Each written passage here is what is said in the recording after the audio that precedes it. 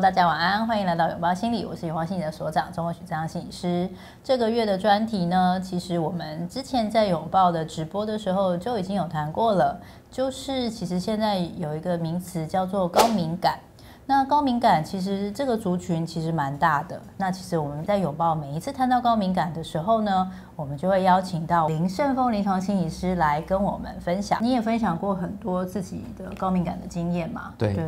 然后其实这一次的专题，其实你要来谈谈的是高敏感人如果在谈恋爱的时候会遇到的一些状况。没错。今天第一集要谈的是在暧昧期。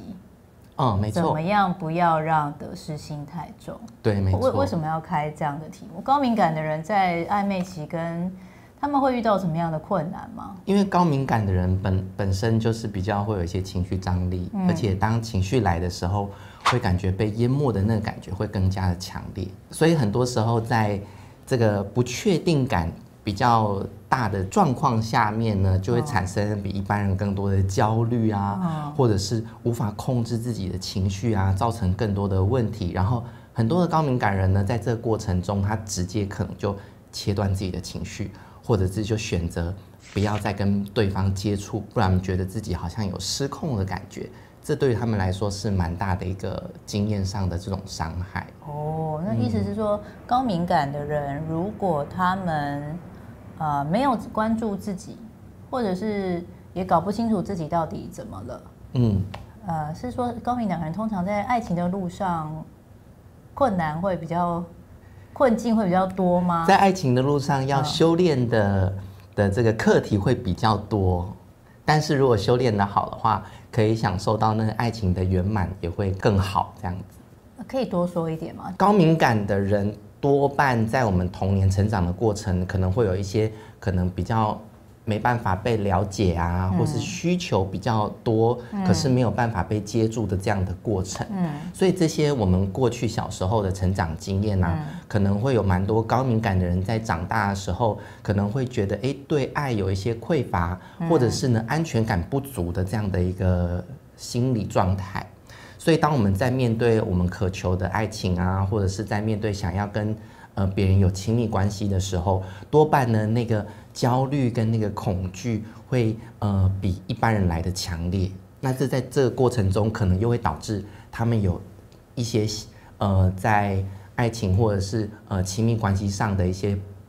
受伤的经验，然后就一直有这种负面的循环产生。那在暧昧期的时候，高敏感人到底大部分除了像刚刚遇到嘛，因为暧昧的确不确定嘛，对，然后就会很容易有比较强烈的一些情绪的反应以外，还有别的吗？其实在暧昧期的时候啊，我们可以想一下，就是高敏感的人呢，通常当我们遇到，我们先不要讲高敏感人好了，我们先讲一般的状态。当我们在暧昧期的时候呢，就是在一个不确定的状态下，我们觉得对方身上可能有一些我们很渴望的特质，或是很想要得到他的回应嘛。所以当我们在这样的状态下的时候，我们很想要把我们很多的心理能量跟很多的注意力都放在他身上。对啊。但如果高敏感的人平常呢，他跟别人比较社交比较少，或者是平常身边的支持系统比较少的时候，你想想看，他们这么大的一个需求，平常就没有在跟朋友有一些交流的时候，他是不是遇到一个可能的对象，他就会把全部的精力都投注在这个人身上？因为很喜欢，然后就马上就全部都想要给他。对，或者是很渴求他可以回馈给我一些爱啊或支持的这个渴求度，我觉得就会比一般人来得高很多。所以我觉得很重要的地方就是当有这样的状况出现的时候，我们必须要有一个觉察，就是我们有没有觉察到自己是过度渴求，或者是内在是有一些匮乏的。因为在这个状态下，通常会有另外一个问题产生，就是我们会开始有大量的投射出现在对方身上。这个投射的意思啊，就是说当我可能呢看到他一两个我觉得不错的特质的时候，我就会想象他可能第三个、第四个、第五个我想要的特质他也有。但是在我们还没有真正认识对方，或是跟对方很接触、很深入的了解之前，我们开始就脑补了很多我们自己对于这个人的幻想。这是一个很快进入爱情粉红色泡泡的状态吗？对对对，就觉得没有错，对方超棒的，是没有错。所以在这样的状态下呢，往往我们如果投注的心理能量比一般人还要多的时候，我们可能后面面临的受伤，或者是跟现实的落差的那个失落，可能也会比一般人来的高很多。这样讲虽然有点直接，不过会受伤，好像其实是可以预期的耶。因为你前面那么的幻想，然后就是这个投射啊这么多的时候，其实好像就会失去了可能要比较实际的认识对方嘛，比较实际的了解对方，或者是说他的这个特质到底适不适合我，或者是我喜不喜欢。所以在这个状态下，可能很多人就会开始爆冲啊，或者就是爆冲，可能讲一些很不得已的话，或者是那个应对进退就开始失去了分寸，然后可能吓到对方。那有另外一些高敏感人，可能反而就是比较畏缩，他们就会变得比较切断自己的情绪，或是选择跟对方保持距离。那这样对方可能就会误会说，那你可能对我也没有太有意思，所以可能这段感情就没有一个开花结果。坊间有时候会说高敏，就是会形容这样的人其实超级玻璃心的。这样算吗？就是说，这个玻璃心的标签，如果贴在高敏感人特质的人身上的时候，他们是真的玻璃心吗？还是其实并不是？我觉得这个玻璃心的特质啊，我们要好好的来思考一下。所谓我们的情绪丰富度比较多，还有情绪张力比较高，这件事情它不一定是玻璃心。也有很多的高敏感人啊，他们是很有情绪渲染力的。而且他们活出比一般人更精彩的人生。可这些人怎么办到的呢？那所以很重要的就是这些玻璃心的这样的一个状态，往往是因为过往的这个成长历程呢，有太多的受伤或者是不被理解，导致他们没有慢慢的从内在产生足够的安全感跟自我价值。所以在这个过程，他们特别需要去处理这一个部分。如果能够慢慢的去处理这个部分的话，我相信都会慢慢的去圆满。那所以现在还是要讲嘛，很多人其实也觉得爱情也是条修炼的道路。对，没错。那刚开始暧昧期等于就是还不算完全踏上这个修炼道路的时候，如果就遇到了，或者是高敏感人可以怎么样调试？对，好，我觉得在遇到的时候，你其实心已经很乱了嘛，对不对？对啊。所以有一些比较当下赶快可以调整的第一件事情，就是当你自己有情绪的时候呢，我们第一时间先接纳自己有这些情绪。很多人可能会觉得自己怎么那么反应这么大啊，或者是对于自己的情绪张力感到很自责。那其实第一点，我们要先放掉这些，我们接纳自己就是有这样的感受。然后当事情爱情已经在这个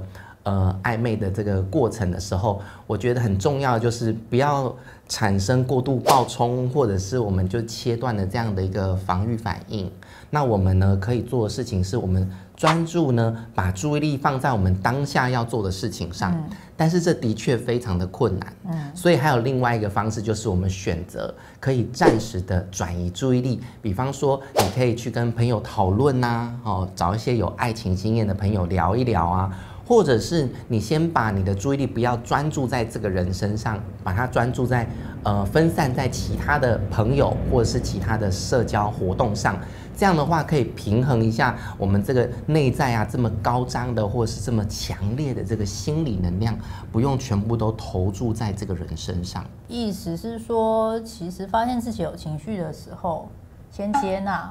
但是接纳并不是说，对我现在有这样子，所以我要赶快冲动的去做点什么。对，而是要觉察之后，要稍微克制一下自己。没错。然后要克制自己，可能是做点别的事啊，然后或者是可以是跟不同的人讨论啊，对，而不是一股脑的把我的感觉全部都放在我想要放在这个人身上。对，因为当我们这样做的时候，其实那股强烈的冲动里面，其实不一定是包含只有对这个人的感情而已，还有包含我们过往可能很渴望得到爱的那个过去的那些感觉，全部都丢在这个人身上的时候，这个人往往就会被吓到，或者是压力很大。那平常呢？平常还可以，就是说听起来这个是在我发现没错，我超有感觉的时候，我在那个时候我可以做的一些事情。对。可是修炼也不是每次遇到状况才开始修炼嘛，修炼应该是一个持续的过程的话，平常因为有的时候暧昧期很长嘛，真的。对啊，那还可以做什么呢？还可以做的事情，我觉得这些事情就要从平常开始啊。我刚刚说到的这个强烈的这股心理能量呢，要怎么来去做一个调整呢？在平常的生活中，我们就要先去觉察我们内在的需求跟渴望，对于爱的需求，对于被支持的这个渴望，然后我们也要学习可以从身边的朋友啊，可以得到一些这样的一个支持。所以当我们慢慢的把这样的感觉慢慢的从身边的朋友得到一个支持系统的时候啊，我们就不会在有一个对的人出现的时候，就把他全部都投注在他身上，然后把他搞砸了。那这是其中一个处理的方式，从多表达你自己的需求，以及接收这些支持跟朋友的这个关心，从这边开始。意思说多表达是要跟不同的人表达，对不对？对，不能只跟我想要表达的那个人表达吧？的确，或者是平常的朋友们也要学习，可以跟朋友们多建立一些支持的系统。因为高敏感人可能有一些比较多数有一些状况，就是他们自己有很多的内心的情绪，因为从小我们没有被理解够或接纳够，所以我们选择不说。当我们选择不说出来的时候，别人更难去支持到我们。所以我都会跟我的个案说啊，现在的我们跟小时候的我们已经不一样了。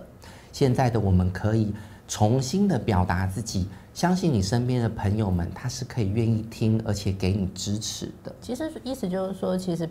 不要只有一个爱情的关系啦。的确，然后还可能其实真的要有其他的支持系统。这个支持系统当然可能是朋友，可能是家人，或者可能是就是要创造一个有其他的一些管道，不能只有一条管子。没错，是这样，没错。了解。那还有一件事情，我觉得可以做的练习就是一个积极认同的练习。积极认同。当我们就是喜欢一个人的时候，我们可能从他身上看到很多我们没有的特质，某部分，对吗？所以我们非常渴望得到那些特质回馈给我们的关心或回应，但是呢，说真的，我们如果自己能够感觉到自己身上有那部分的特质的话，我们对外索取或是渴求的程度就会大为降低。可以举个例子吗？对，所以我觉得可以做这个练习啊。你可以做的事情就是，你先写下你喜欢的人呢，他身上有哪些特质是你很欣赏，而且是你很喜欢的。比如说，我很喜欢她很温柔啊，对，我很喜欢她什么善解人意啊，没错，我很喜欢她长得很漂亮，然后很有理想啊，然后她做事很尽责啊，这些。然后这是第一步，第二步呢，我们所谓叫做积极认同，就是我们努力思考我自己身上有没有那个温柔的部分，我自己身上有没有那个很尽责的部分，从自己的经历跟回忆去思考，因为这些特质其实在我们的内在其实全部都是拥有的，只是我们在成长过程中，可能因为学习啊，或我认为我不是那样的人，或家里说你不应该成为那样的人，这时候你就把很多你身上的原本的这些特质啊，把它把它切掉。但是呢，往往我们喜欢的人身上都会拥有着那些我们很渴望，但是被我们深深压抑的那些特质。所以从我们的表意识呢，先去把这些特质主动的、积极的认同回来，在一开始真的不容易。不容易啊，很困难。但你就要很仔细的、用力的去回想，对，那我我可能会觉得我是一个不尽责的人，对不对？那我就要去思考，真的是这样吗？也许在我过往有哪些经验是我有尽到责任的，那我们慢慢的把那个尽责的特质认同回来的时候啊，有趣的是，你对于眼前的这个人啊，那个很张力的那个渴求，它就会比较下降哦。所以其实就是等于是，其实把那个去解析说我对他的这个东西其实是一个投射，对，可能是一个投射，可是搞不好这个投射是代表着我内在，我是渴望的嘛。但是我不觉得自己有，我就把它投出去，然后我把这个投出去的东西拿回来思考自己。没错，所以像是有一些我举例，像我朋友啊，他在上瑜伽课的时候，他就非常喜欢瑜伽老师。后来在跟他讨论的过程，他发现，其实呢，他想要成为一个瑜伽的这个专业呢，一直是他的理想。所以当他开始去努力的上瑜伽课的时候，他就发现，他对那个瑜伽老师的感觉越来越淡了，就变得没有那么的渴望。所以积极认同真的是，就是说，你发现你在暧昧期的时候，如果你心很混乱的时候，情绪很多，然后很想要好像赶快抓住这个对象的时候，其实你可以做的一件事情，因为可以让你自己更清晰，甚至其实可以让你比较看见的是，我喜欢这个人，是我真的这么喜欢这个特质吗？这个人真的适合我吗？还是其实我只是不断的投出去之后，把它塑造成一个好完美的一个人？没错。所以这也可以解释为什么好像很多乖乖牌呀，会喜欢上那些风流倜傥的小坏蛋这样子，或者是一些在社会阶级很高，然后这个道德标准很高的这样的一个高社经地位的人，会去喜欢上这个他可能就是不修边幅啊，或者是很风流倜傥的这种人。所以其实那都是我们可以在这过程中啊去探索自己。不过暧昧期只是爱情的开端啦。然后盛峰心理师今天这一期还后面的几集会从不同的爱情阶段里面来跟我们分享高敏感人在爱情这条路的修炼道路上面会遇到什么困难，以及怎么样透过这些困难来让自己去修炼或者是去练习，然后不仅了解自己以外，也更可以获得想要的爱情。好，那意思就是我们下礼拜要继续收看咯。那有猫心理呢，在每周五的晚上会在 YouTube 跟粉专都会播出这一期的节目，希望下个礼拜还可以见到你咯，拜拜。